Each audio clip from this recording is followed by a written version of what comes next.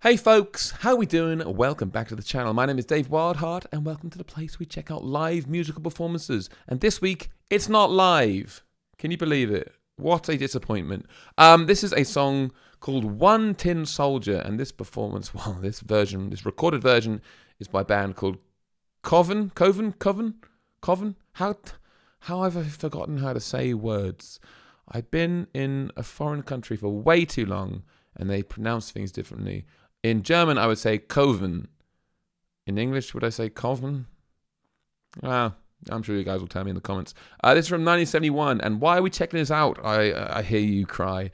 Because my Patreon, Mr. Scott Powell, has requested that I take a look at this one, and he says, okay, for this next one, a deeper lyric, not so much the instrumentals, although some choices may surprise you.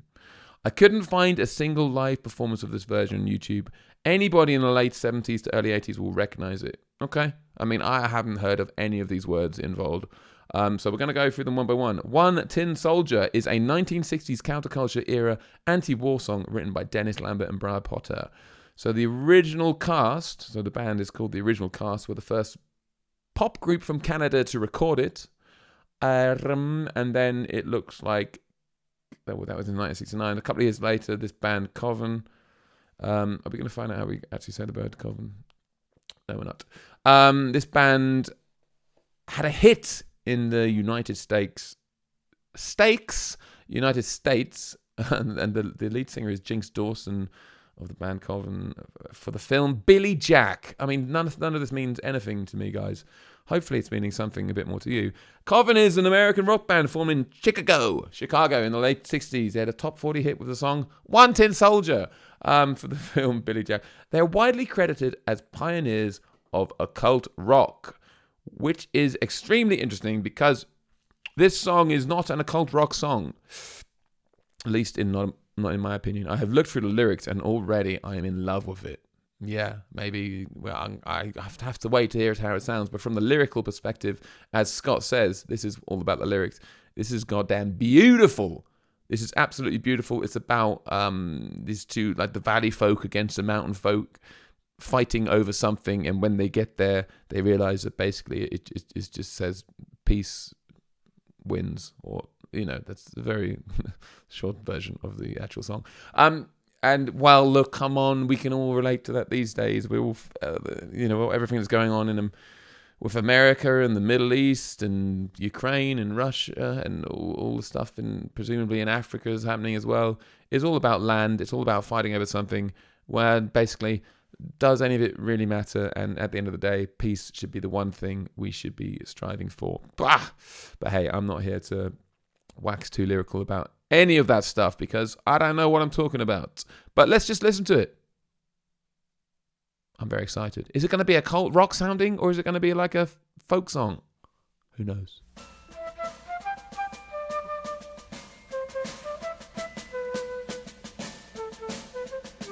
I know this.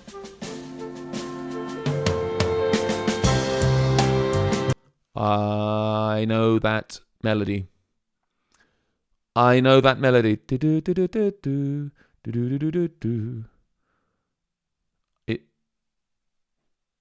What's going on? I know that melody. Is that the melody of the lyrics?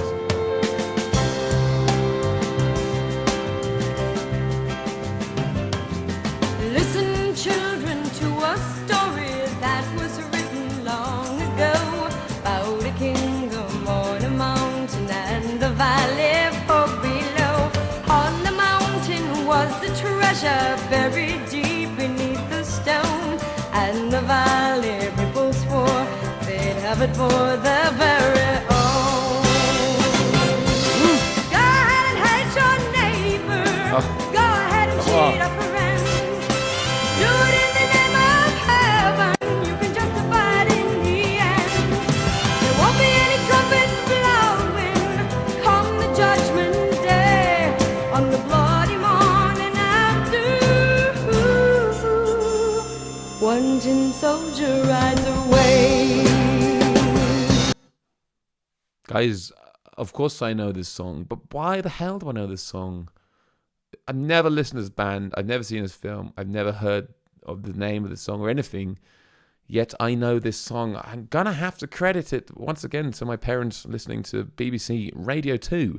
I'm assuming it was played every so often on there because I don't know this song that well, but as soon as that melody came in, I was like, oh, that's triggering some weird thing in my brain. And then when they sing it, of course, and then when the chorus comes in, go ahead and meet your neighbor. Like that, I know that. Of course I know that. It's not that occult rocky. This must have been before Coven actually became more occult rocky. I mean, there are maybe some sounds in there that could be occult rocky, but not really. I mean, like it's got trumpets in it, which I think is cool because it mentions trumpets and then it has trumpets blowing. So it's in that respect, fair play. Let's get all the trumpets going. Look, this is a tale of old as time, and as you can see, this is literally is a tale as old as time, because this is about a kingdom a long time ago, and a valley, like so the mountain people versus the folk people fighting for this treasure buried deep beneath a stone. It's just sad that here we are so many years later and still doing the same stupid things. On the bloody morning after, one tin soldier rides away. I'm not exactly sure what that means. What? One tin soldier. I mean, a tin soldier is. Why is he riding away? Are they dressed in tin? Is it a toy? No. A toy soldier. I have no idea, guys. I'm not trying to. I'm not saying that I know anything about what lyrics mean, and quite clearly you can see that there. If anyone knows what they actually referencing, this one tin soldier, what is that? It's a toy, no? A tin soldier. So are they saying that they're just pawns in the game, and he just rides away? Don't know. Anyway, let's keep listening.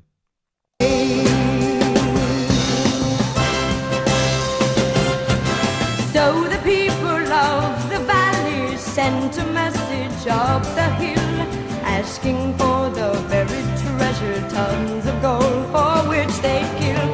Came an answer from the kingdom, with our brothers we will share all the secrets of our mountain, all the riches buried there. Oh, something's going to change. The people of the valley sent a message up the hill, asking for the treasure, for which they'd kill. The kingdom, the mountain folk, said, we will share it with our brothers. All the secrets of the mountain, all the riches buried there. Okay, so the mountain folk said they will share it. Fantastic. But then we kind of, is that a key change, or is that just a sound change? Riches buried there. Key change. Now the valley cried with anger, mount your horses, draw your sword. Killed the mountain people, so they won their just reward. Now they stood beside the treasure on the mountain, dark and red. Turned the stone and looked beneath it. Peace on earth was all it said. Go ahead, hate your neighbor. Go ahead and cheat a friend. Do it in the name of heaven. You can justify it. Won't be any trumpets blowing come the judgment day, on the bloody morning after. One tin soldier rides away. Go ahead, hate your neighbor. Go ahead and cheat a friend. Do it in the name of heaven. You can justify it in the end. There won't be any trumpets blowing come the judgment day, on the bloody morning after. One tin soldier rides away. Well, song fades out into nothing once again.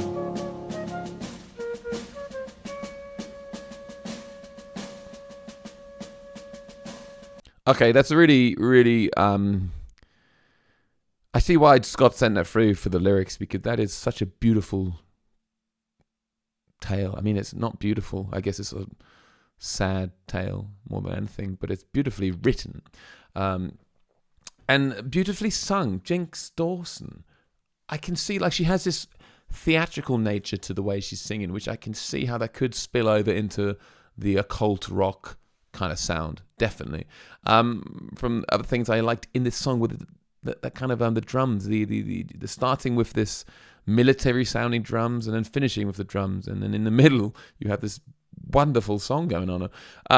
Look, we got halfway through the song, and then the people of the valley, the people of the mountain said, "We will share the riches of the mountain." But then the valley just said, "No, actually, we're going to kill them all." And so they killed. Like, it is just the mountain folk were willing to share, and then the valley folk said, "Actually, no, we're just going to kill you and take it." So they killed all the mountain people, and this final verse, it is a final verse, is after a key change. So there's a key change which brings a lot more kind of emotion to it, and then with that key change you have Jinx Dawson's her singing style changes. The melodies kind of changes a little bit, and it just brings something way more interesting to the song, because if you just did the same thing over and over again, it would get kind of boring, which is what kind of happens in a lot of music these days. There's nothing different about the second half of the song, and it just loses, I lose interest in it. So you can do these things. You can have key changes, you can have different instruments, different ways of melodies, all these little things just to make things a little bit nicer. Hey, but look, the mountain people got killed, and then the valley people stood there. They turned over the stone to look beneath it and get the treasure, and it said, "Peace on earth." God, after all that killing, all that treasure was a stone saying "peace on earth." Dark, tragic, sad, but honest and true, and still bloody well relevant today, unfortunately. So, Scotty, thank you very much for sending that through. Once again, you have provided us with something very unexpected, not something I would have found myself. So I only thank you and for your continued support on the Patreon, which you guys can join as well, and then you can choose songs just like Scott did. Anyway, thank you very much for watching, guys. I will see you in the next video.